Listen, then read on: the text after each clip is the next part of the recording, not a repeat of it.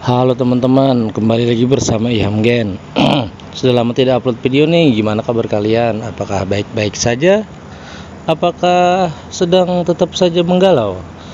Daripada kalian menggalau memikirkan si kebaya merah yang kalian tidak tahu linknya sampai sekarang, mending kalian nonton channel ini ya, karena kali ini kita akan membahas sebuah film yang berbeda. Biasanya ada yang adegan cocok tanamnya, tapi kali ini lebih ke drama ya kan.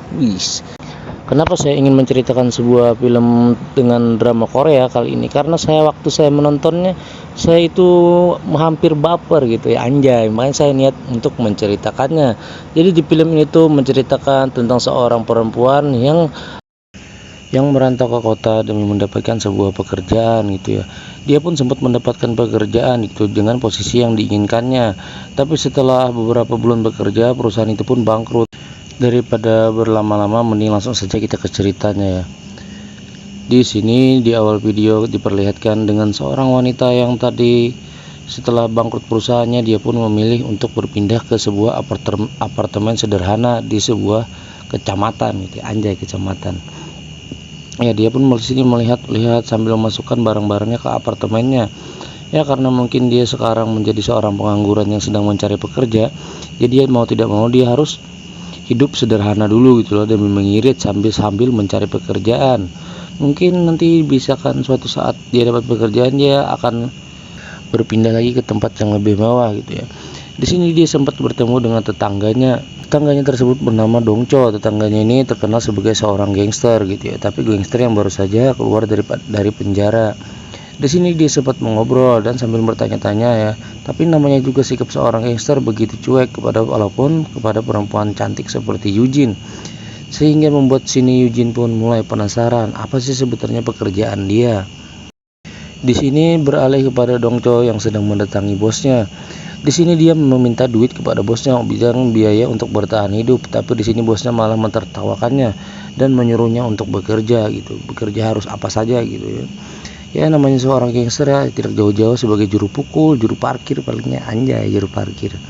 Scene beralih kembali kemana di sini Eugene sedang menelpon orang tuanya. Eugene mengatakan kepada orang tuanya bahwa perusahaan yang dia ikuti itu sedang baik-baik saja. Mungkin biar orang tuanya nggak kepikiran kali ya kalau sebetulnya dia itu adalah seorang pengangguran sekarang dan tinggal di kota gitu. Jadi di sini Eugene selalu saja berusaha di setiap harinya untuk mencari pekerjaan. Jadi malam pulang gitu, pagi-pagi dia berangkat kerja gitu. Dan dia pun akhirnya sering bertemu dengan si Dongcho, hingga suatu saat si Eugene ini mengikuti Dongcho gitu ke sebuah rumah makan. Di sini pun mereka akhirnya sempat mengobrol sambil makan bareng gitu. Anjay. Di sini mereka pun memesan ramen dan sedikit mengobrol. Tapi si Dongcho ini yang membuat si Eugene terkesan gitu ya.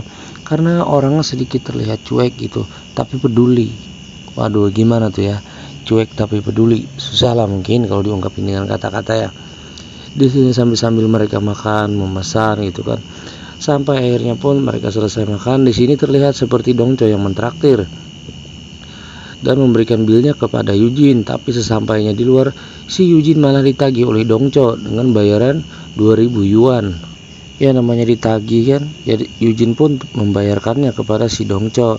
Scene berpindah kemana ketika malam hari si Dongcho sedang berjalan-jalan dan dia bertemu dua anak-anak untuk meminta untuk membelikannya rokok. Dan si Dongcho pun terkejut, ternyata penjual di toko tersebut adalah Eugene yang tidak mau menjual anak-anak rokok.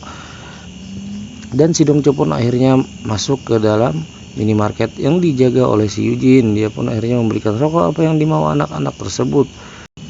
Namun bukan hanya membeli rokok, di sini si Dongcho pun sempat mengajak Eugene ngobrol gitu ya. Oh, kamu bekerja di sini gitu. Oh iya, bilangnya.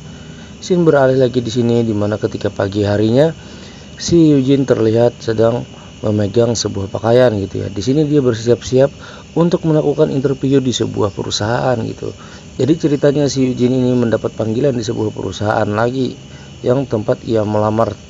Namun ketika ia keluar kamarnya, dia sangat terkejut karena payung yang tadi dia bawa itu sudah tidak ada lagi di depan kamar. Dia pun akhirnya memutuskan untuk berlari gitu keluar. Dan betapa terkejutnya dia, ternyata yang membawa payungnya adalah si Dongcho. Di sini dia mengatakan, kenapa kamu tega sekali membawa payungku tanpa bicara kepadaku? Namun singkat cerita, di sini waktulah si Eugene ini interview bersama HRD-HRD-nya. Di sini satu persatu orang diinterview dia. Namun betapa terkejutnya si Eugene ketika waktu giliran namanya dia malah di skip gitu dengan laki-laki di sebelahnya gitu. Si Eugene pun sempat menanyakannya kenapa kok bukan giliran dia yang diinterview. HRD pun menjawab karena dia yang datang terlambat. Jadi di skip lah dia. Dan ketika pulang ke rumah pun dia di sini bertemu lagi dengan Dongcho. Dongcho pun menanyakan gimana kabar interviewnya. Si Eugene menjawab bahwa interviewnya tadi gagal dikarenakan dia datang terlambat. Di sini Shin beralih kembali kepada si Dongcho sedang menaiki sebuah mobil dengan supirnya gitu ya. Anjay. Namanya gangster ya, udah pastilah punya supir pribadi. Supirnya pun juga pasti anak buahnya. Di sini dia disuruh oleh bosnya tadi menagih hutang ke sebuah perusahaan gitu ya. Di sini dia bertemu dengan teman lamanya juga anggota senior gangster gitu ya. Senior gangster dan juga seorang anggota polisi. Ya, namanya sudah ketemu polisi ya, si Dongcho pun tidak dapat berbuat apa-apa. Dia di sini sempat dicubit-cubit, bahkan dipukul, dihajar sampai mukanya pun akhirnya berdarah-darah. Tanpa ada perlawanan sedikit pun daripada si Dongcho gitu ya. Polisi itu pun sempat memperingatkannya agar tidak lagi datang ke situ. Pada kemalam harinya dia pun akhirnya balik dan menjelaskan kepada bosnya susah untuk dilawan bos ditagih karena yang pemiliknya ya itulah termasuk anggota polisi gangster gitu ya, gangster polisi lah ya, udah pasti susah dilawan gitu kan. Ketika pulangnya ke rumah pun dia terkejut di sini ya, kok ada orang teriak-teriak di sebelah kamarnya. Ternyata dia mendapati si Eugene sedang pingsan. Tanpa pikir panjang si Dongcho ini pun dengan penuh kepedulian akhirnya dia membawa si Eugene ke rumah sakit. Sesampainya di rumah sakit pun dia sempat marah-marah kepada dokter gitu ya agar cepat mengurus si Eugene. Si dokter pun di sini peringatkannya agar dia menunggu di ruang depan gitu maksudnya ya. Dan sampai tiba waktunya dokter pun keluar dan memberikan penjelasan kepada si Dongcho kalau bahwasanya si Eugene ini sebetulnya tidak sakit, dia hanya kebanyakan minum vitamin gitu. Jadi tujuannya dia minum vitamin itu biar mengurangi rasa laparnya gitu ya, karena dia sekarang kan udah ngekos, belum mempunyai pekerjaan yang tetap. Jadi dia untuk bertahan hidup dengan minum vitamin. Ketika pulang pun malam harinya dia di sini diajak lagi oleh Dongcho, melainkan dia ditinggal oleh Dongcho. Pada keesokan harinya waktunya dia interview lagi, di sini terlihat Dongcho pun menemaninya dan sambil menggigil-gigil kedinginan. Dongcho bilang, "Kemana payungmu kemarin?" Si Eugene pun menjawab bahwa payungnya itu ketinggalan di kantornya kemarin. Di sini si Dongcho pun melihat si Eugene dengan muka sedikit kasihan.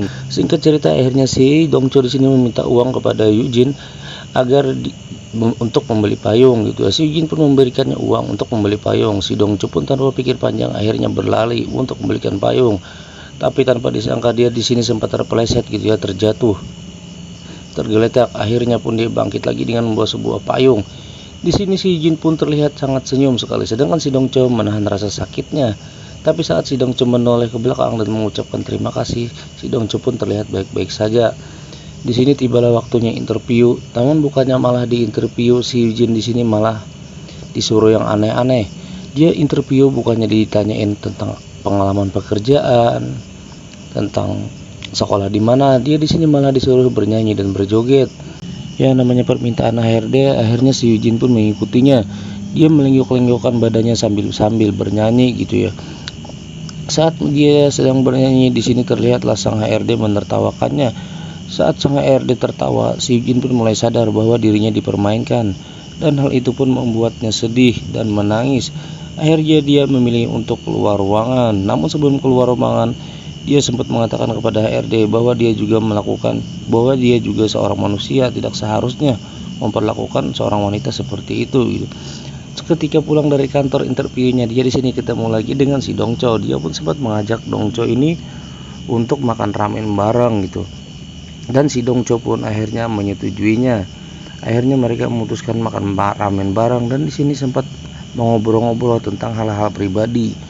Jadi si Dongcho ini yang awalnya cuek karena kebaikan si anak-anak kayak Eugene ini ya, remaja kayak Eugene yang baru sekolah ini, dia pun akhirnya luluh dan menganggap seperti anak sendiri di awalnya gitu ya. Di sini dia mulai terlihat peduli kepada si Eugene, menanyakan kenapa selalu makan ramen, kenapa tidak pernah makan nasi dan sebagainya. Pada keesokan harinya di sini si Eugene pun akhirnya melamar pekerjaan lagi di sebuah perusahaan yang berbeda gitu. Dia sempat menjelaskan kepada HRD-nya tentang pekerjaan lamanya gitu, dan sertifikat-sertifikat apa saja yang dimilikinya. Singkat cerita, dia di sini dipanggil oleh HRD gitu ya. Namun bukan di sebuah kantor, melainkan di sebuah kafe. HRD tersebut menjanjikan bahwa ini pekerjaan yang sangat bagus gitu untuk dia. Tapi dia di sini bukannya malah dibawa ke kantor, tapi malah dibawa ke sebuah hotel gitu. Laki-laki tersebut pun menawarkan, jika kamu ingin benar-benar bekerja, kamu harus melayani saya. Si Jin pun akhirnya menolaknya dan sempat menyemprotkan gas air mata kepada HRD itu. Akhirnya dia pun bisa berhasil lari dan pulang ke rumahnya gitu ya. Ketika dia sampai di depan pintu, tiba-tiba Dongcho keluar dari kamarnya menanyakan apa kabar dengan pekerjaannya hari ini. Si Jin pun menjelaskan bahwa dia hampir saja ketemu dengan orang yang ingin memperkosanya. Si Dongcho pun akhirnya mulai kesal mendengar itu dan menanyakan di manakah alamat kantor tadi. Keesokan harinya si Dongcho pun dengan penuh amarah dia datang ke kantor HRD yang ingin memperkosanya tadi. Dia sempat menanyakan ke resepsionis manakah orang yang ingin HRD terus di situ. Dia pun datang dan langsung menghajarnya tanpa ampun gitu. Dia di sini sempat dibawa ke polisi gitu ya, tapi dia di sini dilepaskan lagi oleh si Eugene. Akhirnya mereka pun pulang menaiki sebuah bus. Sesampainya di kos, di sini si Eugene malah minum-minum gitu ya dengan si Dongcho. Eugene pun ketika sedang minum dia menjelaskan, mencurahkan isi hatinya gitu ya. Betulnya dia tujuan datang ke Korea ini ingin memiliki kehidupan yang lebih baik, malah dia bertemu dengan seorang gangster seperti Dongcho dan diajak minum bir. Di sini si Eugene terlihat menangis gitu ya. Karena sedih, bukan kehidupan seperti ini sebetulnya diinginkan di Korea. Dia sebetulnya ingin hidup itu mempunyai pekerjaan yang bagus dan tetap.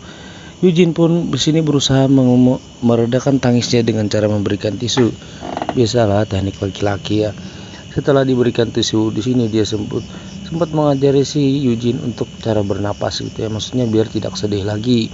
Namun di saat mengajari cara bernapas itulah di sini sempat mereka berpandang-pandangan gitu loh. Dan pandangan saat mabuk itu pun ya namanya pandangan saat mabuk ya. Udah pastilah hal-hal yang tidak diinginkan pun akhirnya terjadi. Akhirnya mereka pun di sini bermantap-mantapan gitu ya. Setelah selesai bermantap-mantapan gini, si Eugene pun ingin pulang ke rumah, ingin balik ke kosnya gitu ya. Dengan kaki dijinjit, mungkin biar nggak kedengaran si Dongcho kali ya. Keesokan harinya mereka pun akhirnya bertemu di pintu kos gitu ya dan berjalan bareng keluar. Di sini si Dongcho sempat menanyakan kepada Eugene, apakah dia yang pertama kalinya melakukan hal itu kepada Eugene. Si Eugene pun menjawab tentu saja tidak, dan si Dongcho pun tertawa mendengar jawaban itu karena dia hampir takut kalau dia yang buka perawannya si Eugene gitu ya, karena itu pasti akan membuatnya sedih. Si Eugene pun di sini menjawab bahwa hal itu tidak akan terjadi lagi. Ketika sore hari, di sini si Eugene mengajak si Dongcho ke sebuah tempat gitu. Dia mengatakan bahwa dia mendapat panggilan kerja yang sangat bagus gitu di sebuah perusahaan besar gitu. Ya, dan gajinya itu sekitar 30 juta gitu. Ya, di sini si Eugene pun menjelaskan bahwa nanti kalau dia sudah dapat pekerjaan dia tidak akan tinggal di situ lagi. Ketika sedang mengobrol di sini si Eugene sempat mendapat telepon dari ayahnya. Ayahnya mengatakan bahwa si Eugene harus ikut dengannya balik kampung gitu ya. Karena si Eugene ini di kota sudah tidak ada pekerjaan lagi. Ketika malam pun hari, di sini dia mengajak si Dongcho untuk ikut pulang gitu. Karena dia masih ingin tinggal di Korea. Si Dongcho pun mengatakan bahwa ini hal gila, kenapa harus aku yang dipilih? Si Eugene pun menjawab bahwa dia yang pernah menidurinya gitu ya. Anjay, gara-gara perkara ditidur ini kan jadi harus ikut dengannya. Keesokan harinya ketika sedang di perjalanan menuju kampung si Eugene, di sini si Eugene mengajari Dongcho bahwa dia harus mengaku sebagai manajer programmer di sebuah perusahaan gitu ya, dan mengatakan dia dan mengajari cara-cara berbohong kepada ayahnya. Tujuannya tidak lain agar ayahnya itu senang kepada si Dongcho. Ketika sampai di kampungnya, di sini ayahnya pun sempat mengintip dari jendela gitu ya kedatangan si Eugene dan si Dongcho. Dia pun dipersilakan masuk dan diajak mengobrol, dan ayahnya menanyakan apa pekerjaan si Dongcho. Dongcho pun menjawabnya dengan agak tergugup-gugup gitu ya. Ya gimana nggak gugup, disuruh bohong gitu. Biasanya gangster mengatakan apa yang harus dia katakan gitu. Tapi di sini ayahnya malah kagum kepada si Dongcho karena terlihat si Dongcho ini adalah laki-laki yang baik gitu dan penuh sopan santun. Ketika malam hari tiba, di sini sang ayah Eugene mengajak Dongcho untuk makan di luar. Di sini si ayah Eugene mengatakan bahwa mereka harus nikah cepat gitu ya. Ketika pulang makan pun di sini si Dongcho mendatangi si Eugene di sebuah pinggiran pantai gitu. Ya, si Eugene mengatakan bahwa dia memang harus menikah apa kata ayahnya. Tapi si Dongcho pun sempat menolaknya gitu. Karena ditolak Dongcho, di sini si Eugene sempat terlihat kesal gitu ya. Si Dongcho pun mengatakan bahwa dia adalah seorang gangster gitu dan menakut-nakuti si Eugene. Bukannya malah takut, si Eugene di sini dengan bergegas justru menciumnya gitu ya. Anjay, bukannya takut malah dicium gitu kan. Setelah ciuman itu pun berakhir, si Eugene meninggalkan si Dongcho di pinggiran pantai tadi ya. Ketika si Dongcho ingin pulang, dia di sini ketemu dengan pemuda dari kampung si Eugene. Pemuda tersebut ya mungkin pemuda lempok kali ya. Di sini pemuda mabuk tersebut pun sempat menampar-nampar kecil si Dongcho hingga membangkitkan emosi si Dongcho gitu ya. Ya, dengan mudah saja si Dongcho pun dapat menghancurkan si pemuda kampung tadi. Ketika dia memukuli itu, disitulah ayah si Eugene melihat kelakuan aslinya si Dongcho gitu ya. Dongcho pun sempat marah dan akhirnya Dongcho pun meninggalkan Eugene gitu ya.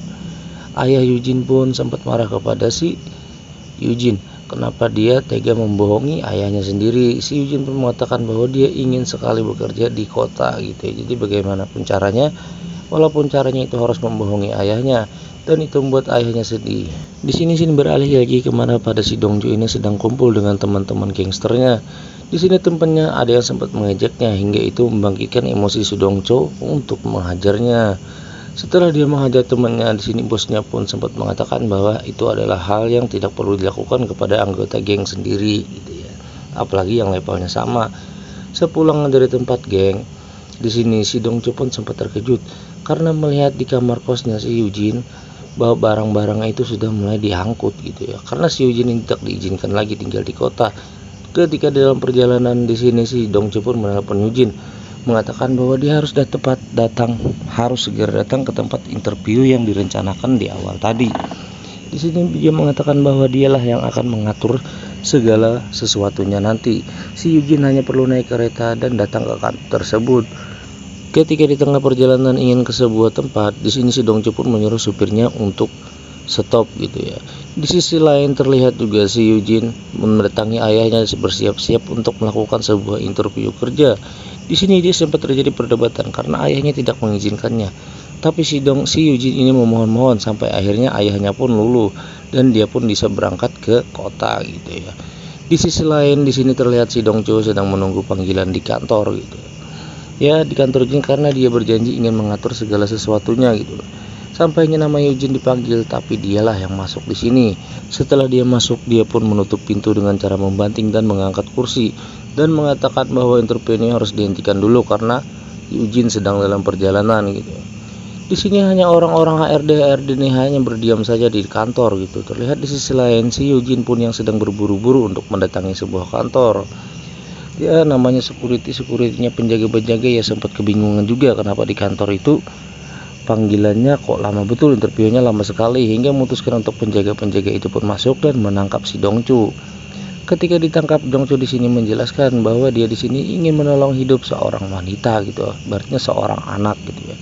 Dia memohon agar wanita tersebut diterima di tempat perusahaannya. Dia pun menyebut bahwa nama wanita itu adalah Eugene gitu ya. Dia sempat menangis gitu. Di sisi lain di sini terlihat lagi si Eugene sedang berburu-buru menaiki sebuah lift. Ketika di depan kantor di sini pun mereka akhirnya bertemu. Tapi pertemuan kali ini sangatlah tidak menyenangkan karena si Dongcho ini terlihat ditangkap beberapa orang. Ketika Dongcho pun berjalan untuk pulang, di sini si Eugene sempat memandanginya gitu ya, tapi tidak dihiraukan oleh si Dongcho. Anjay ini si Dongcho. Ketika di dalam ruangan interview, di sini si Eugene pun ditanyai berbagai macam pertanyaan, tapi dengan kepiawaiannya dan kepintarannya sebagai pernah seorang mahasiswa yang nomor 1 di kampus gitu ya, dia pun akhirnya menjawabnya dengan tenang saja gitu. Di sisi lain kita di sini diperlihatkan dengan seorang Dongcho dan gangster-gangster ketua-ketuanya ini sedang merencanakan sebuah pembunuhan, di mana yang jadi eksekusinya di sini adalah si Dongcho. Ya, mungkin karena Dongcho ini adalah seorang pembunuh hebat gitu ya, jadi dialah yang dipilih sebagai eksekusi. Yang dieksekusi kali ini bukan main-main, melainkan seorang mafia daripada polisi gitu. Ketika esok hari tiba, dia di sini mengajak anak muda yang biasa nyupirinya. Dia pun sempat mengatakan kepada anak muda tersebut agar tidak lagi ikut gangster karena itu memilih ini jalan yang sesat gitu ya.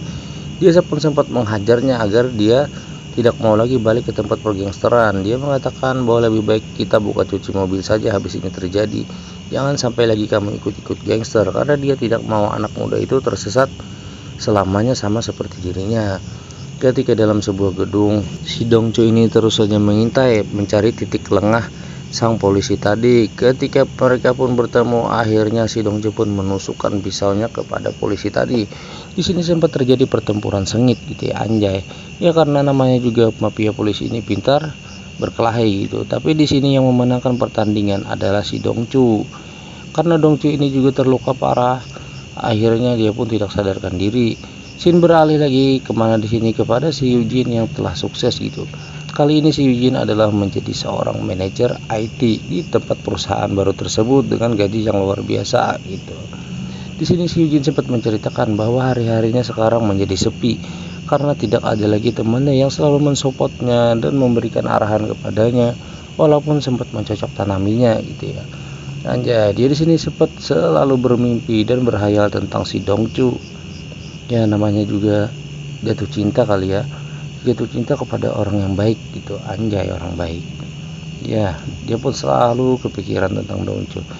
Scene beralih ketika si Eugene ini pulang bekerja, dia mencuci mobilnya itu di sebuah tempat cuci mobil. Dan betapa terkejutnya dia ya. Di sini yang mencuci mobil itu tidak lain adalah seorang Dongcu. Dongcu pun juga sangat terlihat kaget karena yang di dalam mobil mewah tadi adalah seorang Eugene gitu. Mereka pun sempat senyum-senyuman gitu ya dan baper-baperan. Di sini film pun selesai. Ya mungkin endingnya kurang gitu ya, kurang bagus gitu ya. Tapi di film ini ada pelajaran yang bisa kita petik, yaitu bukan tentang siapa yang jahat, siapa yang baik gitu. Orang yang jahat itu bisa saja dia berbuat baik gitu. Buktinya si Dongcu ya, walaupun dia seorang gangster, dia masih memiliki hati yang baik untuk membantu anak-anak yang di bawahnya gitu ya. Walaupun sempat mereka terjebak di dalam sebuah situasi untuk melakukan pergenjotan duniawi. Ya itulah bahayanya mabok ya. Namanya cewek sama cowok kalau udah mabok, berduaan di kamar, suasana mendukung, hal apapun itu bisa terjadi.